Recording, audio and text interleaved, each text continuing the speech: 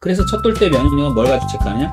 태열 있었냐? 엄마 아빠 알레르기가 있냐? 6개월 이전에 2회 이상 감기에 걸렸냐? 이거 되게 중요하지. 6개월 이전에 감기 2회 이상 걸렸다 그러면 얘는 천식의 가능성이 다른 아이들에 비해서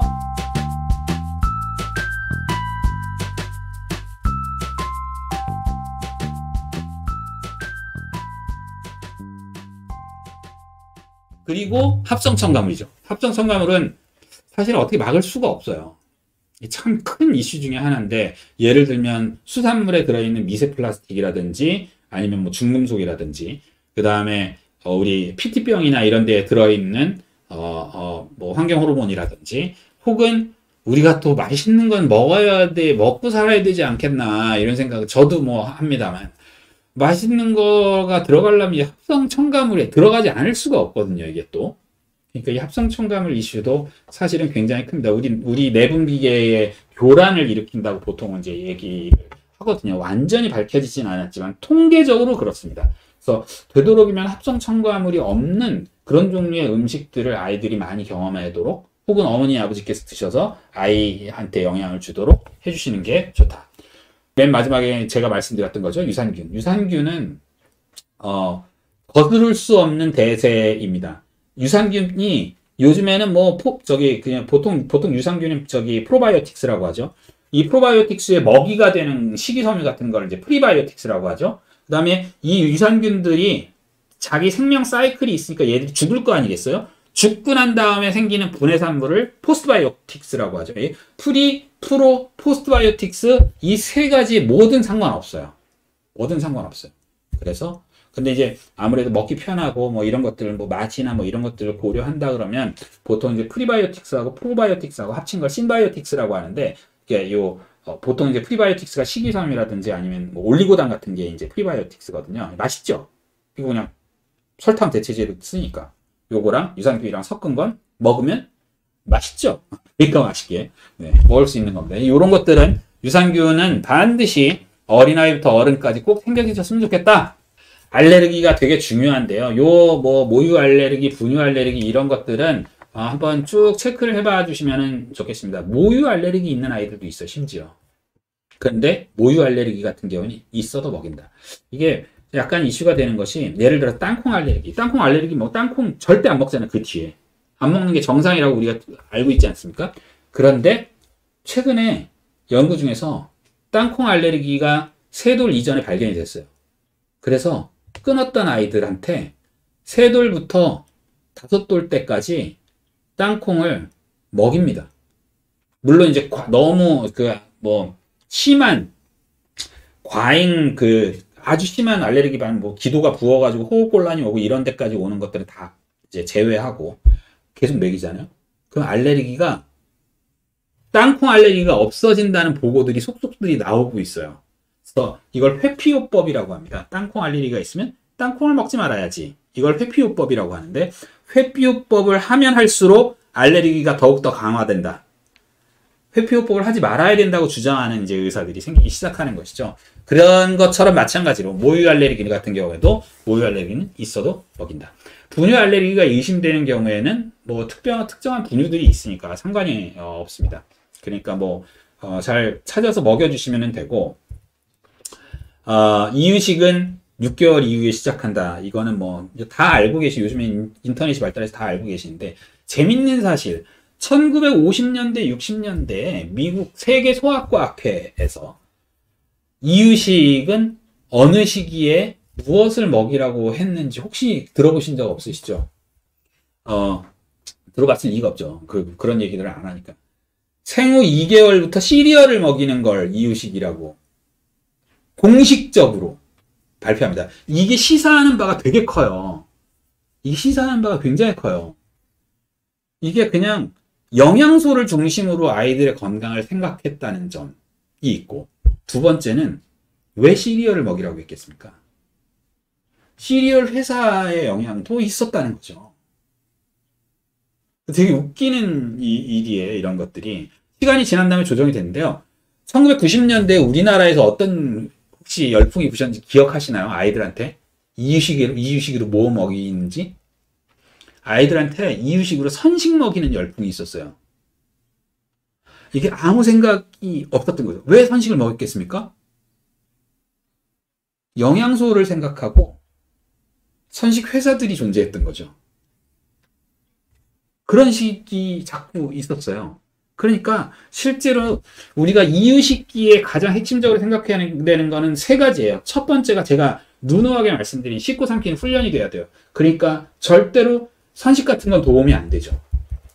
두 번째로 만 세 돌 때까지 맛을 알아가는 과정이거든요. 그러니까 선식같이 어처구니없는 맛을 아이들한테 느끼게 만들어주면 얘가 맛을 못 찾아가요. 그러니까 강렬한 맛을 더 원하게 됩니다. 그래서 순한 맛.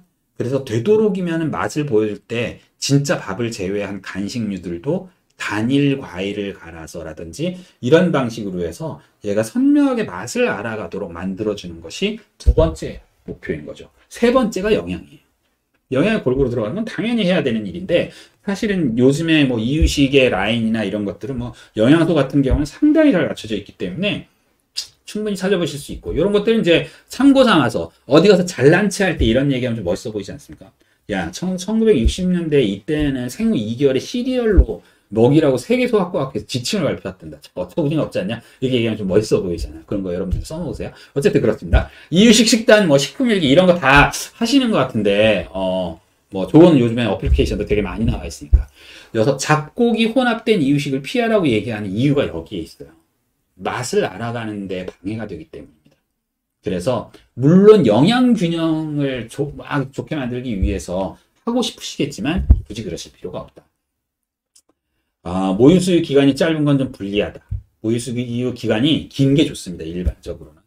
아무래도 이제 엄마가 가지고 있는 다양한 종류의 면역 세포들을 지속적으로 전달할 수 있기 때문에 모유수유 기간이 길면 길수록 좋더라. 그 다음에 알레르기 유발 가능 음식은 무조건 회피하거나 제한하면 안 된다. 요건 좀 참고하셔야 될 것이 돌 때 나타났던 돌 전후에서 나타났던 음식 알레르기 같은 경우에는 나중에 없어지는 경향이 좀 있습니다. 뭐 딸기라든지 견과류 알레르기 이런 것들은 나중에 없어지는 경우가 꽤 있어요. 그래서 테스트를 해봅니다. 알레르기 유발 음식은 양에 비례해서 증상이 심하지 않아요. 요만큼 먹으나 한 줌 먹으나 그걸로만 먹으나 사실은 대차가 없어요. 물론 그걸 한 트럭을 먹으면 얘기가 좀 달라질 수는 있겠는데 그래서 그 알레르기 유발 음식의 양에 비례해서 증상이 심해지지 않기 때문에 테스트를 해보는 걸로도 충분히 우리가 확인해 볼 수 있다. 그 다음에 나와 있죠. 반응 음식은 증상 감소에 시도하는 것을 2회 정도 시행해갖고 반복된다 그러면 대체 음식군을 섭취한다. 이런 내용도 기본적으로 이제 알고 계시는 게 좋고. 그래서 첫 돌 때 면역력은 뭘 가지고 체크하느냐?